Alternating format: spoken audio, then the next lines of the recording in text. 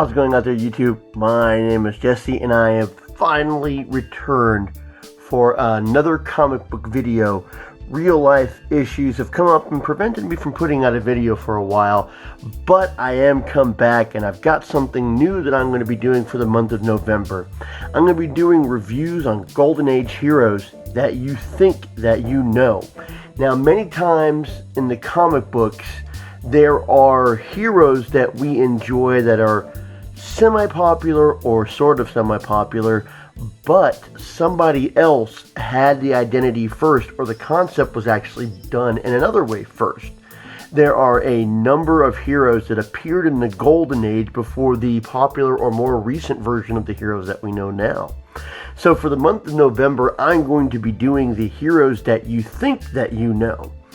Now, some of the heroes that I'm going to be doing in this month are heroes that I've done before, and I'll go a little more into depth about who they are and where they've got their powers, because some of these may sound familiar to you, but there may be some details that you didn't know about them because they've never been your most popular, or you've just never really gone too far into them.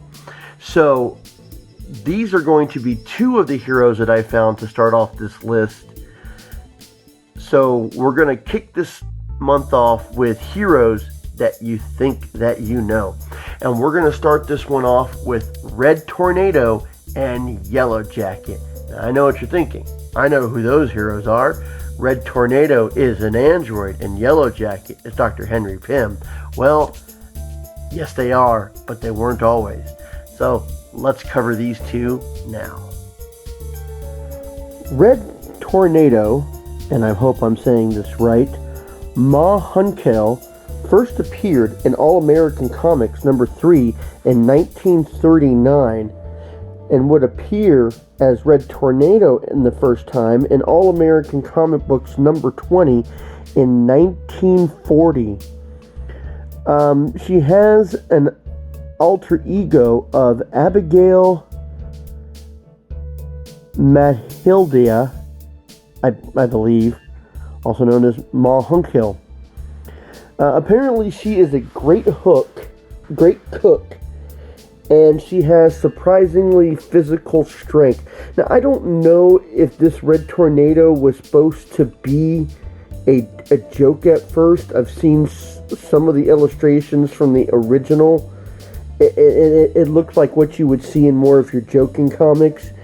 This is a superhero, female superhero, with a cape, red long johns, what I can only suspect are the kind of rubber gloves that you would use while washing dishes, and a pot for a helmet. I can't imagine any of this thing was taken seriously, but maybe it was supposed to be serious. Now, from what I've been able to gather, All-American Comics were not part of the DC universe, and DC would absorb All-American Publications in 1944. That would be the same year that version of the Red Tornado would stop appearing in the comic books, which was All-American Comics number 59. Now, the Red Tornado, this version, would appear sporadically throughout the comic books. There would be a Secret Origin in 1986, I believe Secret Origins number 29, and would also appear on the pages of Kingdom Come. Now, I have Kingdom Come, so I'm gonna have to look for this again, because I honestly don't remember. I think I remember looking at the characters in the lineup. That's at the end of the trade paperback, which I have, and did not know who this character was at all. Having a pot on the head. I'm like, I don't know this character. Well, of course. I mean, that's the point of this video. She also appeared in a holiday special back in '89 and an All-Star Comics giant comic in 1999. She's periodically appeared on the pages of the Justice Society of America, but that's just a supporting character. Now, the origin of the original Red Tornado was that Ma Hunkill was a working mother and chose to fight crime because she was inspired by the Green Lantern. Well, actually, she was inspired by her son's admiration of the Green Lantern. And Green Lantern first appeared in All American Comics as well, which I'm guessing that means the original Green Lantern was not originally part of DC Comics. She would fight crime and appear on some of the pages of the Justice Society of America before becoming an honorary member. She carried a couple of sidekick children, which was the thing back then. Apparently her daughter and a next door neighbor.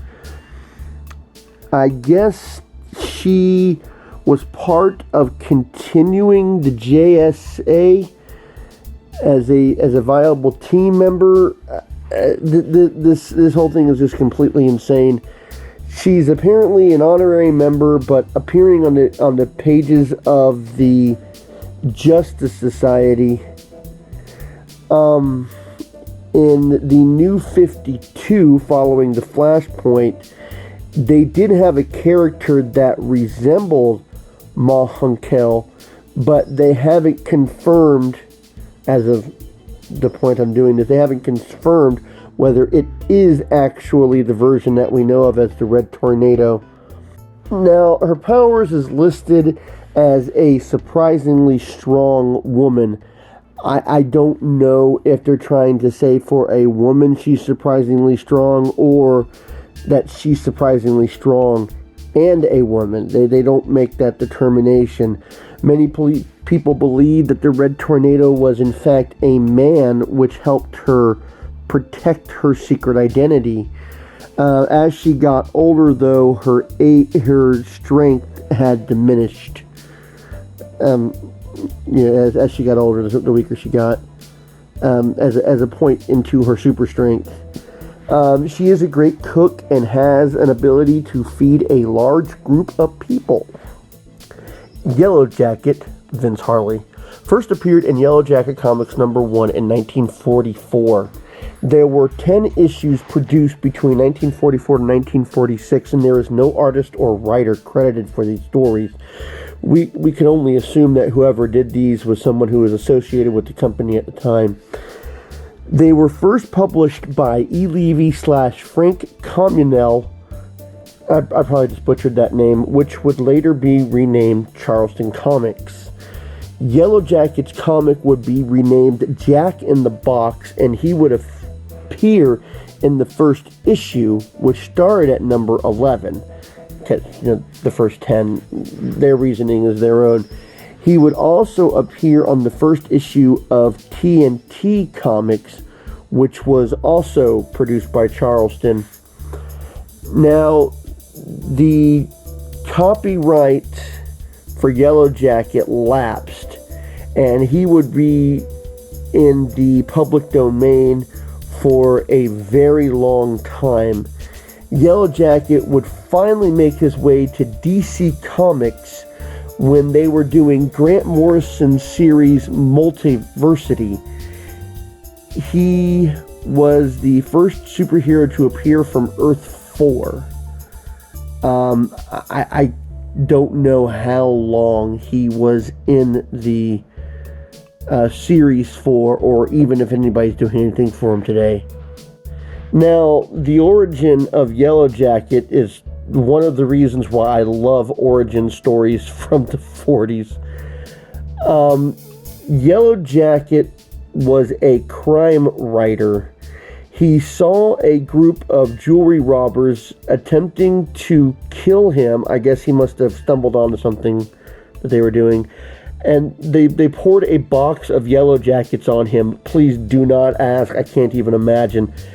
He realized that he had the ability to control the insects, and he used them to fight crime while wearing a costume that very much resembled Yellow Jackets, having black and yellow stripes. This is simply ridiculous. I don't even know where you get a box of Yellow Jackets, And I don't know why you would think that that would be a viable option to kill someone. This is the ridiculousness of the 1940s. But there's the original Yellow Jacket. I hope you enjoyed this video. I hope you get a better idea of what I'm going to be doing for this month, and I hope to come out with my next one soon enough.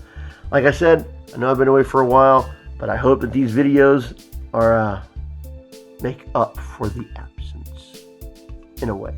Alright, so until next time, I'll be seeing you.